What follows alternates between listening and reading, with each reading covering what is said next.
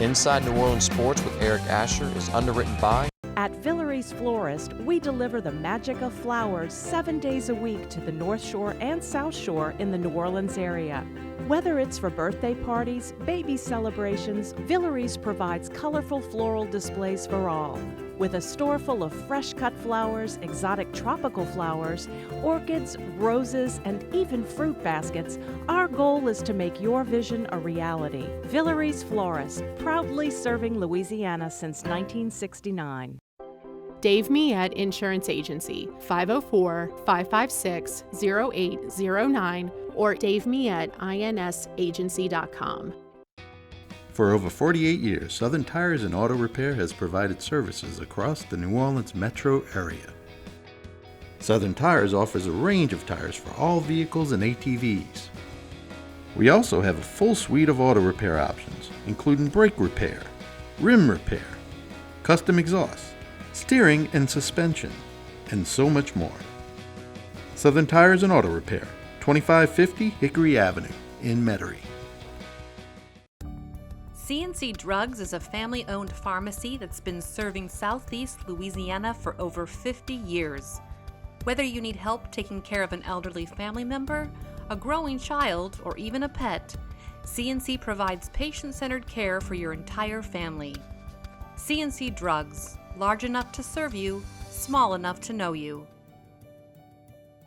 Locations in Mandeville and Araby.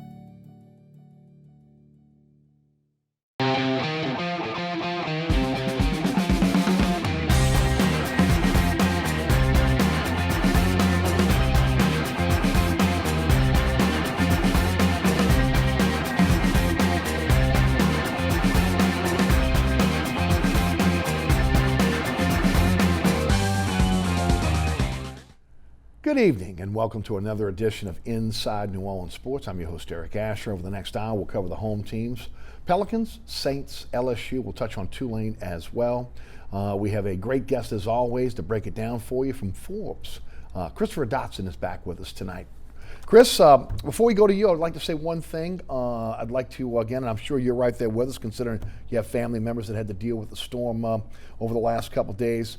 All of us here at Inside New Orleans Sports, our WLAE-TV, Pelican Sports, of course, Christopher Dodson, myself, I can say that again, we're all praying for everyone that was in the path of Laura, just a devastating hurricane. Those of us that, again, were in New Orleans or lived in New Orleans during the aftermath of Katrina, before Katrina, 2005, and had to deal with, recovery and trying to come back. From the largest man-made disaster in the history of this country. We know what it's going to take for those areas to be able to come back.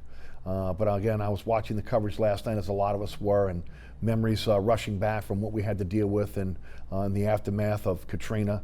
And our prayers go out to each and every individual that has been affected by the aftermath of Laura. So again, it's a lot of work, and as I said on social media yesterday, and I think we all have to kind of band together here, we cannot forget this. Again, we were feeling for a while there down here in the New Orleans area and the other areas, even in Southwest Louisiana. Remember, they got Rita in 2005, that we were forgotten at times. And again, we cannot forget those individuals, our brothers and sisters in the state, Texas, other places that are going to be affected or have been affected by this storm. So our prayers go out to each and every one of those individuals who have been affected, and to the best to all of them. And for that, I'll go to Chris. So Chris has family that was in the path of that storm as well. Yeah, thanks for having me on, Eric.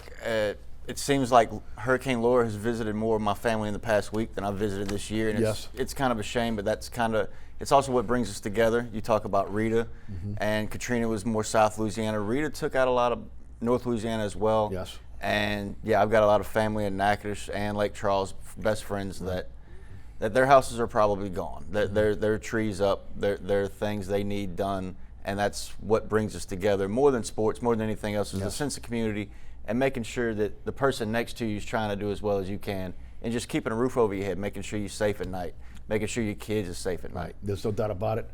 My incredible director, William Hill, his family, he is from Shreveport, Louisiana. Thankfully, his family was spared. Again, I have friends that I made during the aftermath of Katrina when we were staying in that campground up in North Louisiana, Lake Bistineau, which is just outside of Shreveport.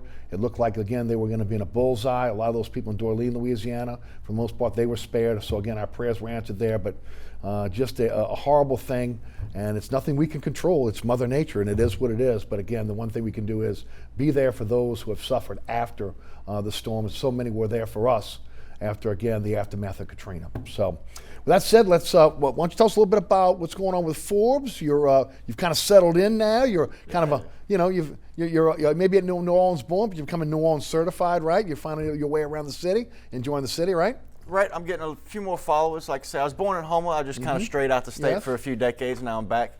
Had a few articles come up this week on Drew Holiday and tried to actually promote Coach Rory Poplin since the last time I was on at Delgado Community College. Yes. I've tried to touch base with the grassroots sporting community, both football and basketball, and bring that out both in my writing for Forbes so I can highlight the city and the athletes on more of a national level. Yes. But also through our podcast, Protect the Nest, where, I mean, we're trying to do things that help the charities, help other writers with their scholarship funds, stuff like that. And it's something we want, I want, the Protect the Nest podcast wants, all of us want, to see the community come together. And I think that's more of hurricane and COVID related. Anything you do, you want to see the community rally around it. Sure. And the more we can have that rally around us mentality, the more positive we have going on. And in 2020, we need that positivity, just like some people are saying they need their sports in their lives. Yep, no doubt about it. Folks can read your articles online with Forbes, right? Tell us the address. It's Forbes.com/Christopher Dodson, and you can find my full archive from there. You can find anything from the Zion Williamson lawsuits to a new article on a woman photographer that was helping with the Pelicans. Yes. And we haven't had games, so I've been trying to look at it at that angle, as well as the Forbes angle as like the sponsorship for the Superdome, the financial angles, which, I mean, right now everybody's hurting hard there too, so that's really relevant in this sporting environment. Yep, no doubt about it. And of course, how can folks find the podcast? Anywhere you listen to podcasts, Apple, Google, Spotify, just search for Protect the Nest. You can find myself and Lance Broussard Jr. He's been mentioned by Athletic, The Ringer. He's dabbled, and we're trying to bring him out into, I guess, the New Orleans community more, using his knowledge base and my writing base. And from there, we're trying to promote the community at large. Beautiful. Well, we're going to start with Pels tonight. That's Chris's main beat, but we will get into the Saints. We'll get into LSU and Tulane. Alvin Gentry fired with one year left in his contract, as I mentioned last week on the program. He went 175 and 225 during his tenure here in New Orleans. He was forced to use 140 starting lineups. I think I got that from his article. Also, won one playoff series, but again, he was 5-4 in the playoffs.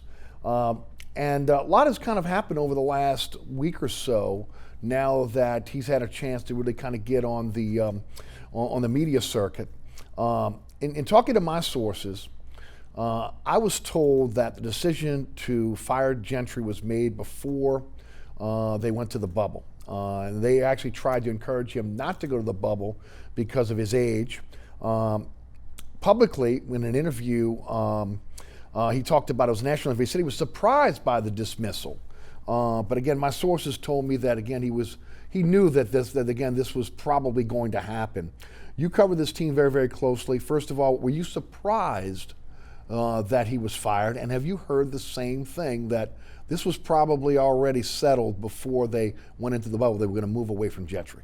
Yeah, I'm not surprised at all. It was something I heard. It was something I tweeted out before the team even flew to Orlando, was that Gentry knows his fate, for better or for worse. I didn't know if he was going to be fired then. That's what I suspected. But for better or worse, he knew his fate before the team left, and I think the team played to that approach. Maybe he shouldn't have been there in a developmental standpoint, because all of our assistant coaches are going to be kept on for next season. They had the team there to do what they needed to do to win games, which the games were winnable. We didn't do that, and that made it easier to fire Gentry as soon as they did. I don't think they wanted to announce it as quickly as they obviously did, but it was still going to happen even if they made the playoffs, in my opinion. I tweeted that out. It was on the podcast. It was no surprise at all that Gentry's gone because look at your candidate pool now. Yes. It's so much better than last season when David Griffin really didn't have that much of an option to keep Gentry because ownership wanted to keep Gentry. This offseason, it's a totally different dynamic. Right. It definitely validates. It's something I talked about, Chris, when Griffin was fired and he retained Gentry, which I was very surprised. You know, again, we can look back to the Anthony Davis situation, how he again kind of fell on the sword for the organization, and of course the affinity of management, especially Gail Benson, to want to keep him around. And it was kind of a package deal when Griff came in. Look, you got to take my coach for at least a year. But now Griffin is in a situation where again he'll be able to hire his own coach, and really should have been done honestly in last year. I think also a contributing factor to it was the way the Williamsons and Zion Williamson hit it off with Coach Gentry, which made it even more difficult to say they maybe will go into another direction once they got the first pick in the draft. You just mentioned about the coaching staff. Look, Fred Vinson, Jameel McMillan, Chris Finch have all been talked about as maybe being kept. You believe they're going to keep the entire assistant coaching staff and go get a head coach, or will a head coach be able to pick his own staff? I believe David Griffin when he says he wants to keep most of the assistant coaches. Okay. It's the NBA, so within 2 or 3 years, no matter which head coach you hire, there's going to be some roster turnover on your coaching staff. So from there, maybe you ask the assistant coaches who wants to stick around with a certain head coach. You ask the head coach the same thing since he's coming in to inherit the job. But from that perspective, I think most of the assistant coaches see that they're on a contract that's guaranteed for next season. You're not guaranteed a job if you leave. Yes. The team wants to keep you. I mean, why not stick with that? That's part of that sustainable championship culture that David Griffin wants to build, that Gail Benson's trying to build. She's putting the money behind it. The assistant coaches see that. I think a few of them want to stick around for this Zion Williamson run until something better is obviously theirs. Right. And that's just not going to happen this offseason. I guess the main question is, how does that hinder their search for a head coach, even with a young team that they have, a young talented team that they have, the nucleus, if ultimately you're going to dictate, hey, look, you're keeping this coach, that coach, this coach. Now, look, in some cases, when you look at a guy like McMillan, who's an up-and-coming coach who they believe one day will be head coach, you talk about what Fred Vinson did in terms of helping guys with their shots, and then, of course, Chris Finch has been mentioned as a possible head coaching candidate over the last couple years. It'll be interesting to see, again, if that hinders a potential candidate from coming to New Orleans, because, again, here's another package deal. Right. I think in New Orleans, especially, it's such football-centric. You think these coaches and head coaches want to bring in their whole staff. Where basketball, the network's a lot more tight-knit. Yes, Mike Budenholzer has his coaching tree. George Call has his coaching tree. But it's a lot more intertwined. So you'll see a few coaches wanting to work with someone who maybe they haven't worked with them before. Whereas in football, you want to stick with, because it's such a large operation. Right. Basketball, it's more of a player-driven thing. If the players are going to connect with these coaches in this certain dynamic with what New Orleans is trying to build, there'll be some coaches that want to stick with that. You'll see someone like Tyronn Lue, who wants to bring in Chauncey Billups. But if Chauncey does well here, he'll want to leave for his own gig in a couple of years. Right. So that may hurt Lue's candidacy just because he wants to bring on someone who's obviously looking to jump from the Pelicans to a bigger job. Like, why would you want to bring that into the building? All of those factors have to be figured by Trajan Langdon, David Griffin. They have to figure out which coaches they want to bring in and who's going to stick around for the long haul. So, well, when you look at and you just basically look at the job now, okay, and you look at the young talent, you look at the war chest of assets, first and second round picks that David Griffin has acquired, again, those that were here before he came in, with the offshoot of the Laker trade in terms of those assets. It's got to be an attractive job. When you got a Brandon Ingram who looks like he is a budding superstar, the upside of a Zion Williamson, and of course the other young assets they have on this team. The question is, what direction are they going to go, and what are they looking for in a head coach? With Alvin Gentry, they got a coach that had a wide open offense. There are some, myself included, that thinks you have to have more of a defensive-minded coach. Offense will take care of itself in the NBA as much as you can play defense in the NBA. What do you think the type of coach David Griffin is going to be looking for that, again, will fit what this nucleus has going forward? Well, I think everybody says Gentry's a player's coach, and I think his teams played fast in part because they wanted to outrun certain problems that, especially a young team, will run themselves into. Yes. I think we need a coach that will slow that out and say, we're not going to outrun the problems, we're going to address these problems. We're going to have a little bit more accountability in the locker room and on the bench. I think we've all seen the clip where Gentry's drawing up a play and all the players are looking confused. Yes. We'll need a coach that'll, one, recognize that and has the assistant coaches on the bench that'll hold them accountable.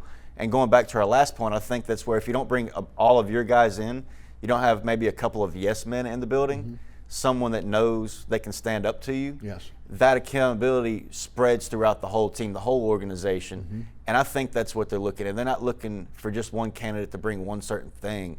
They're looking for the right characteristics in a candidate to bring into the whole dynamic. And maybe I've said that a little awkwardly, but that's just how hard of a job it is. You have to balance all of these factors into what the candidate can bring versus who they're going to bring. Yes. Well, you mean, look, you got a lot of players that are your base that are, in their early 20s that don't have a lot of experience, that maybe had 1 year in college in a lot of cases. So again, they're still learning the game of basketball. It's a little different when you have a veteran-laden team where you can bring in a coach that, again, maybe doesn't have to be so much of an X and O coach, a guy that can get them to be able to work in the half court. It's much easier to run the basketball, but you got to be able to rebound, got to be able to play defense, and the defense has been Achilles' heel. Turnover has been Achilles' heel. Again, so you got to have somebody that again plays that insists on disciplined basketball.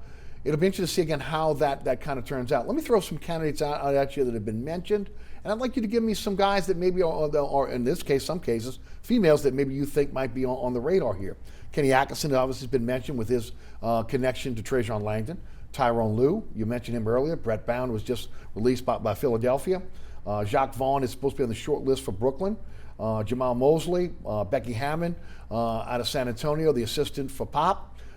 There's also, again, Nancy Lieberman has been mentioned, as far as the commentator that's on the Pelican broadcast. Do you think any of these are viable candidates? If they are, who you think is a real possibility? And do you have a list? Yes, I do have a list. I put up 30 candidates, one for each of the Pelicans' wins this season in a Forbes article. With all of the people you mentioned, I would pick Jamal Mosley out of Dallas the most. Okay. Just because of what he's overseen them, seeing how Luka's kind of handled the pressure, helped raise him up a little bit. I like Jordy Fernandez out of Denver, and there's a connection with Connolly. He was hired from New Orleans to go to Denver, and I think some of the same way people recruit and scout players, they do the coaches as well. And I think seeing where he went and Jordy's career, I mean, he's got a PhD in sports psychology. That's a great coaching candidate on paper. We just have to bring him into the building, which we can't do right now, to see how he really fits with the rest of the program. But Jamal Mosley, those are my top two, honestly. And then you've got Becky Hammond, who I think will be the first female head coach. Nancy Lieberman, great person. I mentioned her in the article. She was on with Fletcher Mackel. I'm not sure if she fits our timeline. Maybe she needs more of I think she would fit great in Indiana. I actually think Nancy Lieberman would fit great in Indiana because they're more of a polished product, a constructed team where everybody knows their roles a little more, even if they do make trades and maybe we bring Miles Turner here. Right, well, we'll see about that. And I mentioned this on last week's show. David Griffin is now on the clock. You can mention everything that happened with the pre-Anthony Davis. When you talk about what happened after Anthony Davis was traded, what he did in terms of orchestrating that trade, the assets they got for that trade, which again I think everyone that again follows this thinks that he did a great job in terms of that. But again, his head coaching hire at Cleveland was David Blatt. Okay, and they didn't really set the world on fire. When LeBron got there, it turned into Tyrone Lue. As I mentioned last week, I don't think you can be in a situation where you can reach for a candidate this time around. I think it has to be someone that this team will respect especially the young team going forward. Maybe someone that has skins on the wall. It'll be interesting to see how this plays out. But again, now this is where, this is now will be David Griffin's team going forward. He will be judged on this hire.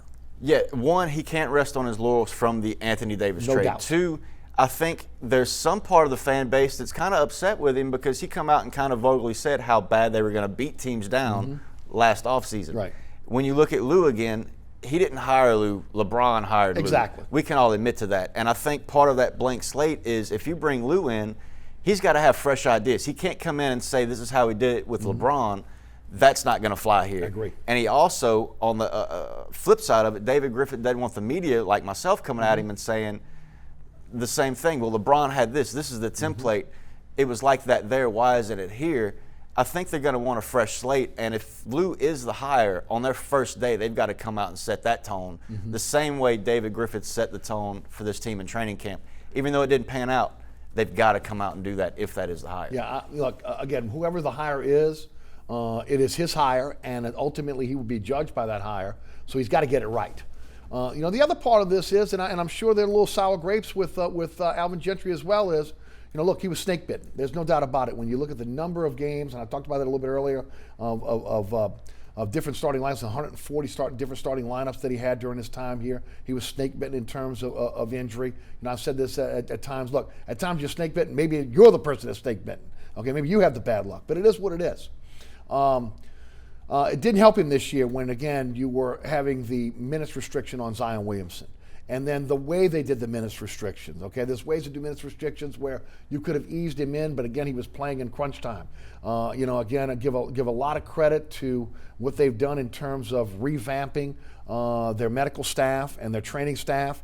But again, it didn't help Alvin Gentry this year in terms of, again, how they set up the playing time for Zion Williamson. Yeah, the medical team did Alvin Gentry no favors. Exactly. But on that same note, it's easier to warm up for a game and play the first 5 minutes of the first quarter than warm up, get yourself ready, sit, try and get back ready. Sure. The TV timeouts and the time between the quarters, Zion had time for the medical team to feel comfortable with him going into it.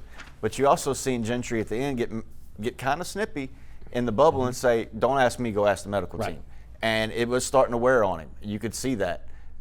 But part of the coach is he might be snake bitten. Don't play so fast that the rest of the team's worn out. He played 13-man rotations into December, almost January, before he cut it down. Right. The team couldn't find chemistry, and they were all playing so fast that they all had little nagging injuries. Yes. And that's another thing that the new coach has to balance with the medical team that Gail Benson's investing in. Because if you go back and look, the Saints didn't have that bad of an injury history. The Pelicans did. Right. So why was that? They were using basically the same medical staff, the same medical training. Well, and I can tell you right now, and that would tell me a lot about it. Again, the fact you agree that they were using the same medical staff, and a medical staff that was more versed for football than basketball. Correct. So again, by finally separating the franchise and allow them run, with some autonomy there, with again one guy in charge with Griffin, with the Pelicans, and let's face it, Sean Payton's in charge of the Saints, even though Mickey Loomis is the general manager in name. But again, I'd be interested to see again how this kind of plays out with Griffin going forward on this hire. When that takes us really to the next thing, which is again how they're going to build this team. And you wrote an article this week about Drew Holiday, and again, I've been talking about this for 2 years now. When do you trade Drew Holiday and still get a tremendous amount of value for him? As you mentioned in your article, $5.8 million in the last year of his deal. He has an option, a player option after that. At what point do you say, Drew Holiday is worth more to us in terms of a trading piece rather than a player on this team? Give us your thoughts on that. The time to trade Drew Holiday for his peak value was years ago after they swept Portland. I mean, let's just be honest. He was still in his 20s. He was coming off of the highlight of his career as far as a series. Now you have to look at it as what will he take to stay in New Orleans till he's 34, 35 versus what will a contender give you for Holiday so you can maybe extend and lengthen Zion Williamson's championship timeline.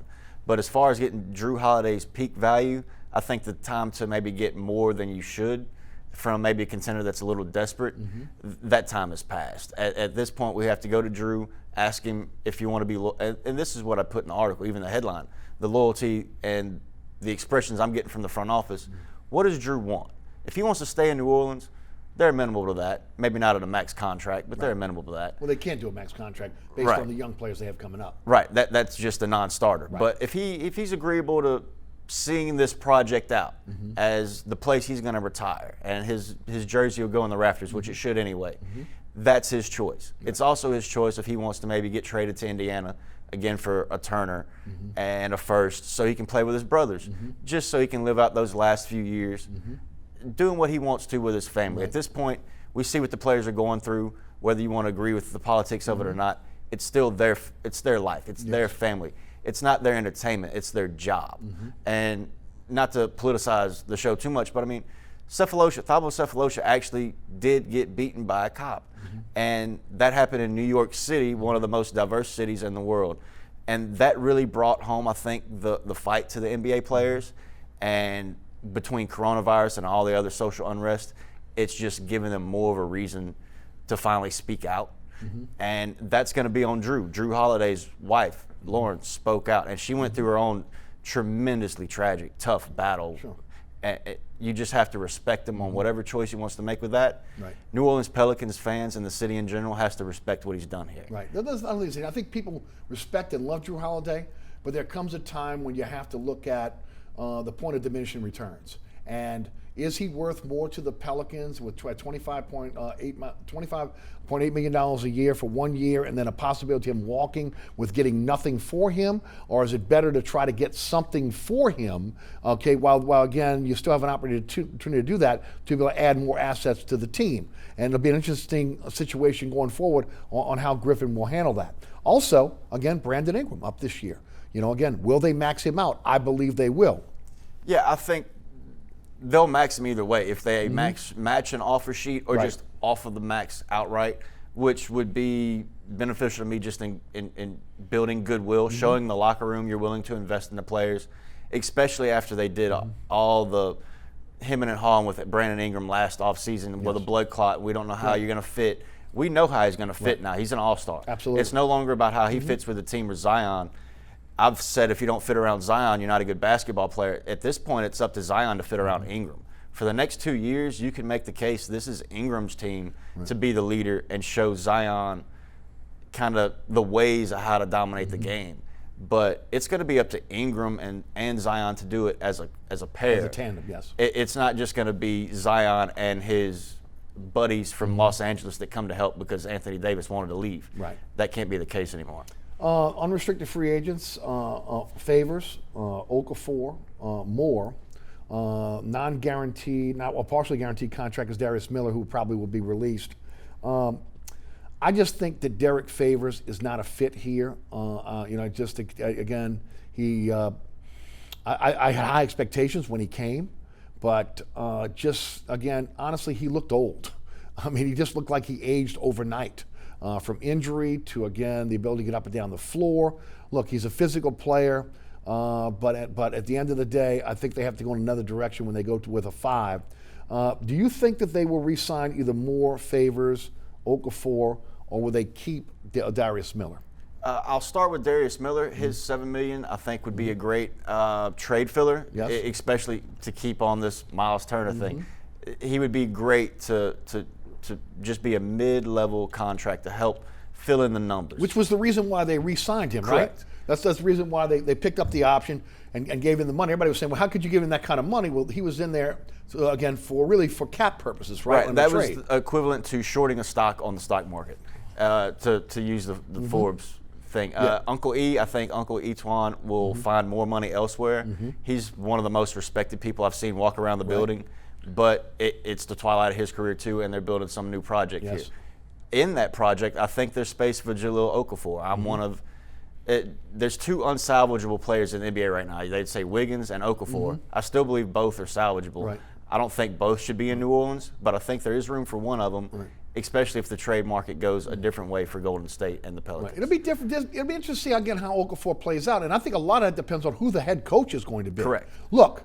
As a guy that you set up in the half court or from an offensive center, his ability, again, his low post moves and ability to score around the basket, he's as good as anybody in the NBA. Now the problem is defensively, he is horrible on the defensive end, even though he's, again, at least putting the effort out here that he didn't do in Philadelphia. And then shot blocking is non-existent for a guy that's a 7-footer. But from an offensive standpoint, he's a guy that, again, you could keep on the roster. And look, they're not paying him anything now. He should make more money on the open market than what he's doing with, again, basically a tryout contract with the Pelicans. Right, he'll double his contract from 1.67 million to at least 3 or 4, Probably. just based off his last few bubble performances. If you look at his package just athletically, he does have the defensive traits that maybe he could fill in for Favors. To go back to Favors, I think a lot of people give him a bad rap just based on the rumblings and whispers around.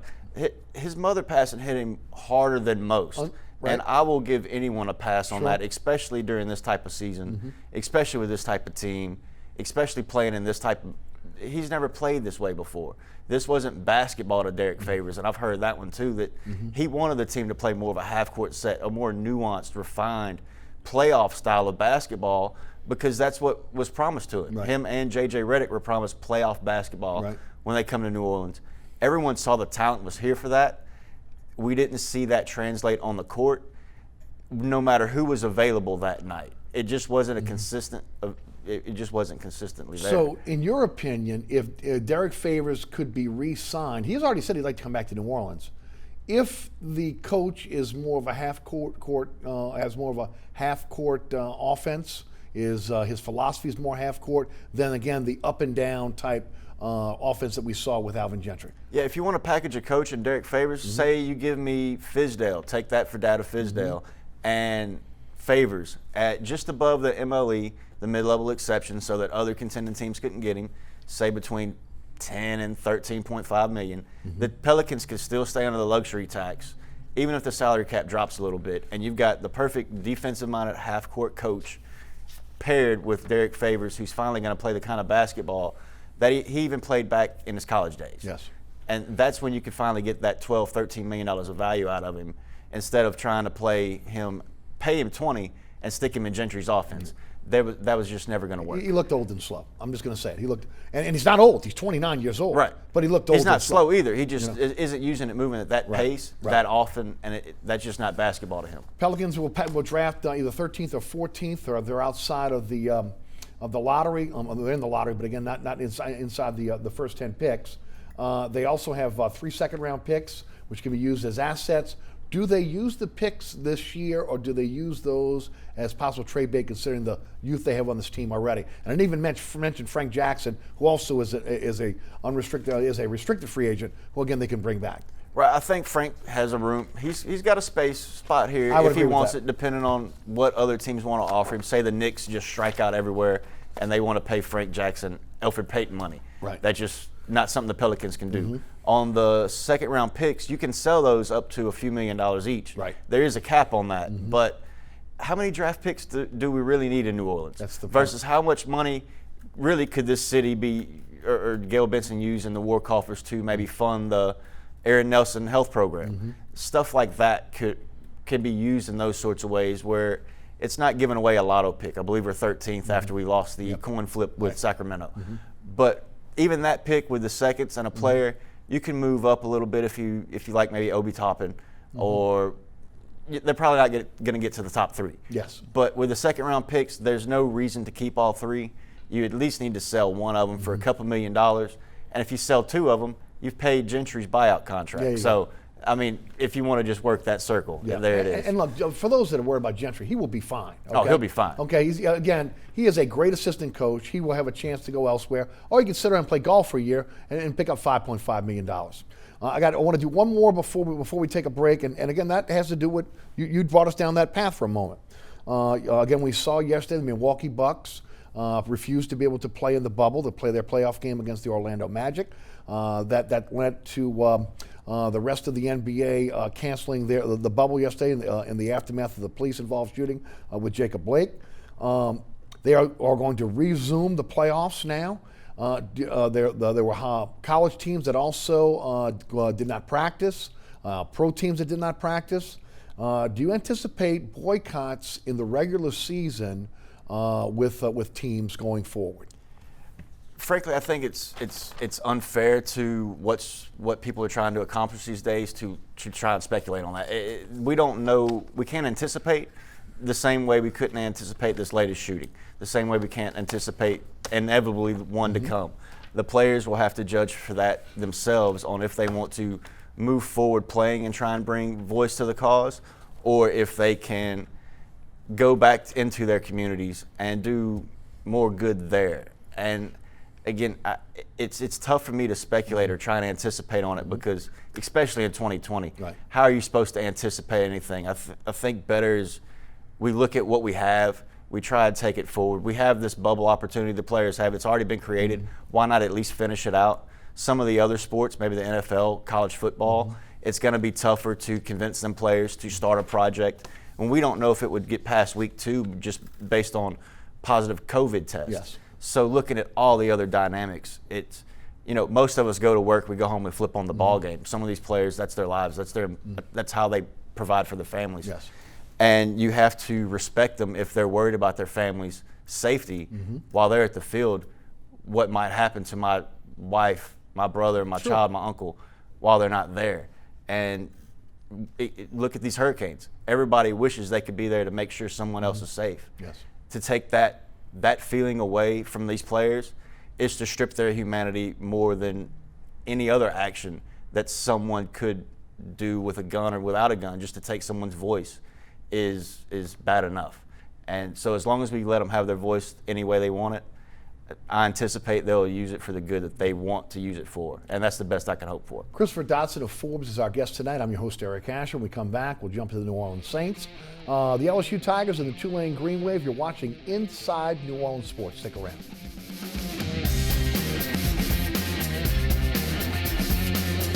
Burkhart's Air Conditioning, Heating, and Refrigeration has been family-owned and operated since 1989. Burkhart has energy-efficient solutions and offers brands such as Mitsubishi ductless AC units and Amana, the only manufacturer with a lifetime unit replacement warranty. Burkhart's offers maintenance bundle packages that include servicing your AC, generator, and tankless water heater.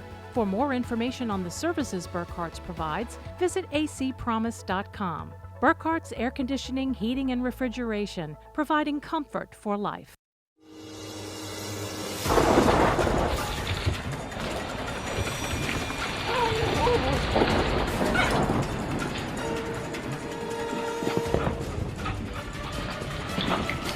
Experiencing rough weather with a bad roof can be a nightmare. It doesn't have to be. Suburban Roofing, because when it comes to roofing, there is a difference. Located at 3701 Iberville Street in Mid-City is Katie's Restaurant and Bar. Open 7 days a week, Katie's offers daily specials for lunch, dinner, and Sunday brunch. Serving New Orleans cuisine such as fried shrimp platters, grilled redfish, and a fully stocked bar. And don't forget about our expanded event seating and local entertainment. Featured on the Best of Food Network's diners, drive-ins, and dives, Katie's Restaurant and Bar. Welcome back to Inside New Orleans Sports. I'm your host, Eric Asher. Tonight, Christopher Dodson of Forbes is our guest. We go to the New Orleans Saints. And look, this is a very unique offseason with COVID-19. First of all, there's only a handful of media members that are allowed to attend practice. That means that you've only got you're only seeing or hearing what's going on at practice through the eyes of a few media members. There are no preseason games. I will say right now, based on what we're hearing and saying, it's total speculation on, again, how this team will look when the season opens against the Bucs. I keep hearing, again, the defense is ahead of the offense. Well, again, we've heard that. I mean, that is something you see each and every season during training camp. But I've always said on a veteran team like this, and you guys that listen to my radio show, that watch this show, know that, again, when you have a veteran team, when you have a team that's savvy, when you don't have the turnover in terms of a head coach, offensive coordinator, defensive coordinator, you're not putting new schemes in, guys have been on the team for a while. When you get to training camp, it's fool's gold a lot.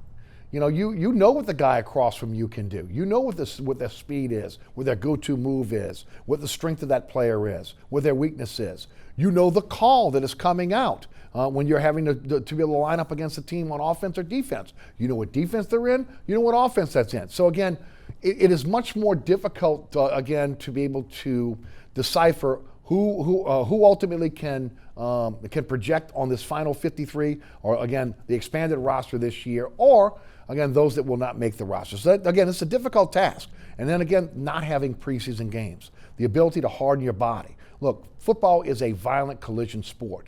You have to be able to tackle. They're not tackling, okay?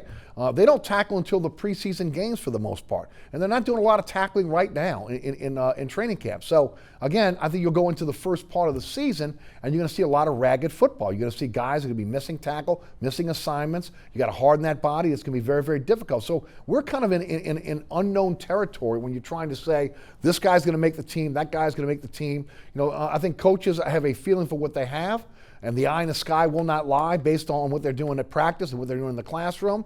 But again, I think it's very difficult. Anybody out there that says they know, well, they really don't know, okay? Because again, we're not going to see football as we've seen it in the past with again, a preseason, at least a few preseason games to kind of see how these guys can perform under the lights. Look, we see it all the time, right, Chris? You see guys that are horrible practice players, but when the lights come on, they're out there, they can play lights out. Same thing. You see guys that are great practice players. When the lights come on, they shrink. They can't play. So I think we're kind of in uncharted territory here. I think the good news is this is a veteran team, didn't have turnover on the roster, didn't have turnover on the coaching staff, and this is a team that, again, really should have been in the Super Bowl the last 3 years. But again, either self-inflicted wounds or again what happened with the officiating has kept them from that. So again, you can maybe hang your hat on that to say, looking at it on paper, they should be a team that should contend for the Super Bowl. Right, and looking back, I kind of do, I guess, I don't give the Saints full credit because any coach wants to come out and say there's two things you don't want to leave the game up to, and that's bad tackling and referees. Absolutely. And that's what happened to the Saints. But there is a lot of trust and leadership on this team. I think we've seen that from Sean Payton when, in the midst of all this coronavirus pandemic, he said, don't even worry about coming in, don't even worry about the Zoom calls, just stay fit, stay safe, keep your family right, and be here in the best shape of your life. We won't bother with, I guess, the technical difficulties and all the little semantics and pandemic stuff that all these other teams are trying to go through, and you hear they're having problems with it. And that's going to frustrate the players. And if you frustrate the players in a winning culture, it falls apart. And Sean Payton knows what he has. He knows he's only got a few years left with Drew Brees. So he let the players know, I trust you to be here at this day ready to go. I'm not going to hold your hand. I'm going to trust you as men to handle what you need to handle. Be in shape. But when you get here, you better be ready to handle it because we're going to find out it's going to be they went from just 80 men in training camp. Right. And if you're not ready to play, there's the cut down days come quick. Yes. They're ready to send you. I think the Saints have already sent one player home. Yep. I don't want to, Nigel Brandon. Right. Got demoted, didn't take it well. Didn't take it well. Hit the road, exactly. Jack. We don't have time for that this year. We don't have preseasons. The scrimmage, you're right. There was only 14, I think, media members in there. Right. I couldn't get in. I'm hoping to get in next week. Week 1, no fans. But you look at the other teams and other cities and other states, some of them are letting fans in. Yes. So I wanted to see and ask how does Sean Payton plan on handling the logistics of not having home fans but having away fans in some stadiums? How would the team in general handle packaging up everything and getting all that shoulder pad equipment to the next stadium? Because I think it was the Buffalo Bills had problems with that years ago, and that was a perfectly fine, no pandemic, no nothing. I mean, there's going to be issues this season, and to see how they deal with it, I think this first scrimmage was a soft rollout just on how are we going to admit limited media, how are we going to get the players in, offense, defense, separate locker rooms. You'll see more of that, and I'm hearing just like when the Pelicans put in to maybe host some part of the NBA bubble, you will see an expanded staging area is what it's been called, to maybe put in a broadcast team in the Smoothie King Center, or still they're going to have to block off the roads even without fans just to let all the other broadcast trucks in. Why not utilize that space since you're already going to have to deny it to the public anyway? you might as well use it to make everyone else safer. Yeah, it's going to be interesting, again, not having fans in the stands going forward. But again, I mean, look, for the most part, a lot of people are in the dark on what's going on with this team. You know, all we can do is base this based on what the information we're getting from a few media members. You know, look, first of all, I would say offensive line, defensive line, very difficult to judge if you don't have the pads on and only 14 padded practices during this training camp, and you don't play games, don't play scrimmages against other teams. It's going to be difficult to be able to figure out who's going to be a starting right guard, who's going to be the center, you know, whether it's going to be Ruiz or it's going to be McCoy. That's been the big question mark going into this. You know, again, the coaches, I said before, the eye in the sky and how they do in the classroom, and the feel for this will tell them basically how that's going to happen. And we heard some good reviews, you know, on some newcomers, you know, because we pretty much know what the players that have been here for a while are about. You know, you can speculate on whether Sheldon Rankin is going to be often injured. It is a contract year for him. You expect him to have a great season. There are some guys right now that, again, they're on the bubble. Okay, we'll see how that plays out, but we've heard good things about Emmanuel Sanders since he's come in. Ty Montgomery, a guy that I talked about and touted when they picked him up, who is going to be a phenomenal player for this team going forward. Marquez Callaway, the rookie out of Tennessee, supposedly has turned some heads in camp. Jameis Winston, for, again, all the fanfare coming in New Orleans. Guys that I've talked to that, again, have been able to cover him and see him up close and personal. Again, the great attitude, rah-rah, but still an erratic thrower, okay? I mean, and that, you know, that needs to be taken care of going forward. The one thing you have to do in this offense is, as a quarterback, you have to take care of the football. Breeze is taking care of the football, and you have to be accurate. And those are two things right now that Jameis Winston has not done, but they hope that he can do down the line. Carl Granderson has flashed. Zach Bond has flashed. Adam Troutman has flashed. Joe Banshee, the rookie undrafted free agent out of Michigan State, has flashed. You know, Malcolm Jenkins, from what I understand, coming in, you know, a veteran leader, smart. Well, they'll have him close to the line, but he struggled in coverage. So though that's a snapshot of some of the things that we've heard over the first few weeks of practice here. But, I mean, Chris, it's still an unknown when you don't have the ability to play preseason games or to scrimmage against another team to be able to test yourself against another team to see where you are as a club. Right. I think some of the unknown knowns we know is Jameis Winston will be erratic if we have to play him in a game. I also think we know the Saints season is trouble if we have to play him in a game, because that means Drew Brees would be out, and either Taysom Hill is out or he's still being utilized as this kind of jack of all trades player. And you have to wonder what that says for how Sean Payton really trusts him being the backup going forward. Same as you look at our first-round pick. Where does the starters look? All right, now that we have depth, we've got depth. We're a great team. On the flip side of that, I've got somebody gunning for my job. How much does that maybe erode the confidence, and you have to cut and move someone? That, again, the veteran leadership is going to shine through, especially because of COVID, because just on how they react and deal with the experience, the professionalism. Yes. Where we might have a great rookie class. The Saints have been known these last few years for bringing in great rookie classes. How much will this rookie class get to show their maturity levels, especially if they don't get the reps in the preseason? But how much will they even get to build up to that? Yes. Being at the NFL level, because that still takes a lot. You ask any rookie, or even Drew Brees said it took him a few years. Of course. Emmanuel Sanders, same thing. It's going to take him a few games to get in sync with Drew Brees. I mean, walkthroughs are walkthroughs. Until Drew's getting hit, it's not fully live. Exactly. Just because you're getting hit on the outside edge, if the quarterback's not worried about getting hit, that's still not a live ball to me. It's a collision sport. Yeah. And the bottom line is, again, you can't simulate that. That's why the practices against other teams are so crucial. That's why for the pros, the preseason games are very, very crucial. But again, look, the college has been doing it for years, not having preseason games going in. You could say they used to have, you know, the easy games going in, but now teams start, you know, with, again, teams that are ranked. So again, they can do it on the college level. They'll have to do it on the pro level this week. This show will be going to a taped show as of next week because of, again, my new radio home. 106.1, I will be doing afternoon drive. So this is the last time we will be taking phone calls, at least for the foreseeable future. So we'll go to a longtime caller. Toby is in Gretna. Toby, welcome to the show. Hey, Eric. Would you trade Lonzo Ball? And thank you. Thank you. Lonzo Ball. Lonzo Ball, would I trade him, I think is what he asked. Yes. The question is if I got what I wanted, like any other thing, whether it be my car if I traded in or Drew Holiday.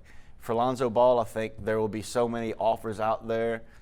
David Griffin, well, 51% to 49% is going to have to see one he sees as enticing and take it. If you get a first-round pick and Mitchell Robinson from the Knicks, Lonzo can, he can go to New York, right, for as far as I'm concerned. Because I've never been big on Lonzo. The attacking at the rim's not there. The finishing at the free throw line's not there. Right. If you go back to the Protect the Nest podcast, not to throw anything too silly out there, but if Lonzo shot above 75% from the free throw line this season, I was going to get like a Lonzo Ball, Westside Popeye commemorative tattoo. Right. But I was just so sure that Lonzo couldn't meet them Right. standards. That's why I put that kind of bet out there. Right. And that's why, I would be trading Lonzo. If I could find any kind of first-round pick and usable asset, young vet. I know people in New Orleans hate the young vet strategy because we've tried that with Tyreek Evans. But this is a young team, so a young vet makes sense. Right, and Lonzo Ball at this point is a young vet looking for his second contract, probably going to be looking for more money than New Orleans is going to have to offer him. If you had to offer Josh Hart or Lonzo, one of them you give 100% of what they want and one of them you give 80%. Josh Hart's getting his money, and Lonzo Ball is going to have to look for 20%, either endorsements or on the trade market. I still say this team lacks an alpha male. They lack a Rajon Rondo, a Chris Paul type, and I think that has to be, if you're looking for something that they have to pick up in free agency, they got to find that. They got to find that guy that will get this team fired up, that will respect him, that can take a leadership role. So we'll see how that plays out. Dwayne is in Belle Chase. Dwayne, welcome to Inside New Orleans Sports. Hey, Dwayne. Hey, thank you, Steve. What would it take for the Pelicans to maybe trade a draft pick, interim pick, to get Bradley Beal? Okay. Thanks for the call. Bradley Beal. It is so many Pelican fans want Bradley Beal in New Orleans. What will it take? It'll take more than the 13th pick. I think that's a start. If Washington is going to break up John Wall and Bradley Beal, they're going to want 2 firsts at least in the next 3 years. They're going to want 3 firsts in the next 6 years. The Pelicans have that to offer, but so does Oklahoma City. They actually have a better war chest of draft capital than New Orleans if you go look at it. They've also got Chris Paul's contract, who, if they're wanting to move off of Chris Paul, a few picks and Chris Paul for Bradley Beal, that might be a great thing for Washington because they get a good floor general. They get rid of the contracts. They get Chris Paul's contract would only have 1 year left on it, but in the Eastern Conference, Chris Paul's taking you to the playoffs. Washington hasn't been there in years. Yes. So even getting rid of their 2 dynamic core players and foundational players for Chris Paul and draft picks might get them more playoff games than sitting on what they have now. If it wasn't $38.5 million a year, I'd take Chris Paul back in a heartbeat for the Pelicans. Or if he was 10 years younger. Yeah, right. Well, look, he doesn't have to be 10 years younger. If it wasn't 38.5, even in the twilight of his career, based on what he's doing right now, his leadership role, especially with a young team like this, I think, again, he would be a great fit. But at 38.5, knowing that you got to pay players down the line, I think that might be tough. We'll see how it kind of plays out. Let's shift gears to LSU. All but four offensive linemen have been quarantined for their exposure to the coronavirus. We've heard some really good things about Jabril Cox, the grad transfer out of North Dakota State. O said he's really turning heads right now. He's going to be a starter at linebacker. He's also very, very high on this incoming freshman class, which is one of the top classes in all of college football coming in last year. And he's got a scholarship now that's available. And he's looking for a grad transfer. And there's a lot of talk out there right now about Ohio State's Shaun Wade, again, because of Ohio State not playing football until the spring and then maybe not playing football at all, that he may have, and of course the ruling by the NCAA last week that is allowing individuals to be able to transfer without any having to sit out. And of course, him being a graduate already, he could transfer without having to sit out. It'll be interesting to see what's going to be happening to this LSU football team now because, again, they are getting to the point where, yes, they had a turnover with the 20 players going to the NFL, but at the same time, they got a plethora of young talent that's waiting in the wings. Yeah, LSU's always stocked. And coming off a national championship, you're always going to have a great recruiting class because everybody wants to play for a winner. Looking at if LSU will be a winner going forward, I mean, I've seen some of the local writers here rank them as high as number 2 in the nation, and I think that's a little silly. But they could reach that if they played through it, but they've got to prove it. You've got so many people that have left for the NFL. You've got Miles Brennan, who still has to prove himself under center. And behind him, you have got a bunch of question marks that have never had a snap. So, and then you look at your offensive line. They're quarantined. how much will they be able to gel together coming out of quarantine? Yes. How much will they be able to pick up a new system, seeing how that Brady's gone and the rest I mean, the coaching turnover is almost as great a percentage as the playing turnover. So that's just up to the coaches, maybe even the offensive line coaches. Maybe didn't have the same communication and connection with the players, couldn't maybe transfer the gravitas of the situation. And not to harp on what college kids will do as college kids, because we don't know. They could have got it, going to church. Right. We don't know, but just explaining how serious the situation it is so that the players can be better prepared to play the season, because it looks like LSU's going forward. There's been nothing this past week that makes me think they're going to back off of their stance of we're playing this season. SEC's playing football. Right. That's in the ground. It's not sand that's being blown away by Hurricane Laura. Right. That's where they're standing on it. Yep. So if they're going to do that, they have to let the players know, if you want to be a part of this, it's going to require a little bit more extra effort than even you thought was required. Well, and again, that's where the peer pressure comes in within the team, the leadership within the team.